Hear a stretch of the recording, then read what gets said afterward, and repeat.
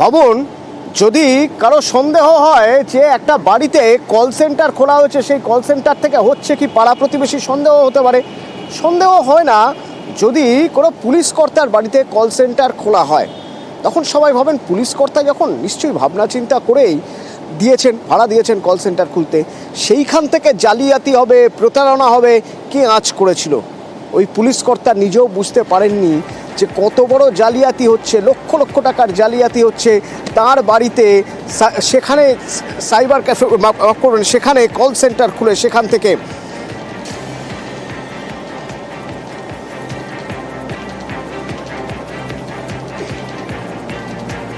অমিত রয়েছে সরাসরি আমার সঙ্গে। অমিত, কোথাকার ঘটনা এবং কিভাবে ধরা পড়লো?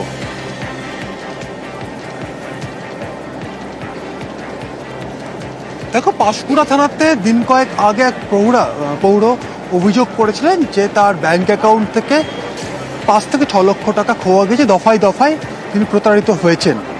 সেই মামলায় তদন্ত করতে গিয়ে একটি ফোন কলের সূত্র ধরে যে মহিলার সঙ্গে তার ওই ব্যক্তির অভিযোগকারীর কথা হয়েছিল, সেই ফোন কলের সূত্র ধরে উত্তরপাড়া থেকে প্রথমে একজন মহিলাকে গ্রেপ্তার করা হয়।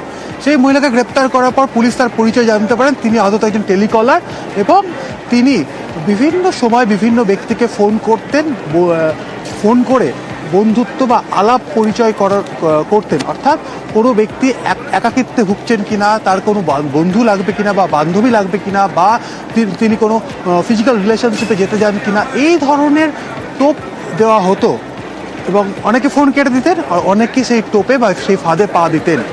এই হচ্ছে সূত্রপাত। তো ওই পৌর যিনি অভিযোগ করেছিলেন, তাকে বিভিন্ন প্রতিশ্রুতি দিয়ে তার থেকে বিভিন্ন কয়েক দফাতে টাকা নিয়ে নেওয়া হয়। তিনি পাঁশকুড়া থানায় কমপ্লেন করেন। সেই কমপ্লেনের ভিত্তিতে ফোন কলের সূত্র ধরে উত্তরপাড়া থেকে একজন টেলিকলারকে গ্রেপ্তার করা হয়।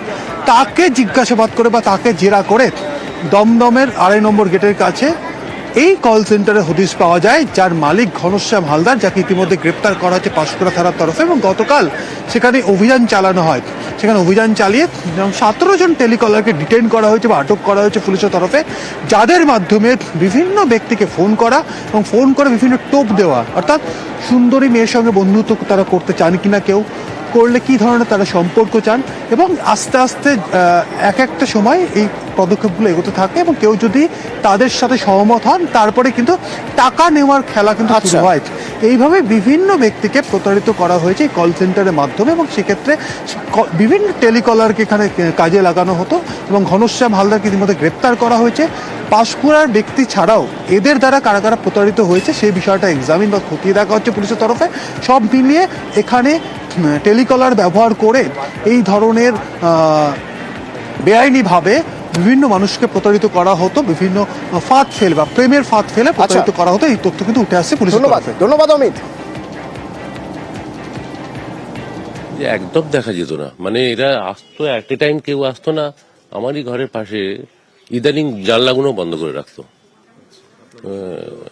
সন্দেহ কিছু নাই। এখন সাইবার ইয়েরা এখানে কাজ করছে, কোনো কাজ করছে, যার জন্য কেউ করে না।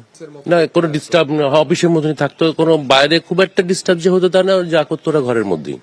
না, রাত্রে চলে যেত, রাত্রে বাড়িটা ফাঁকা থাকতো।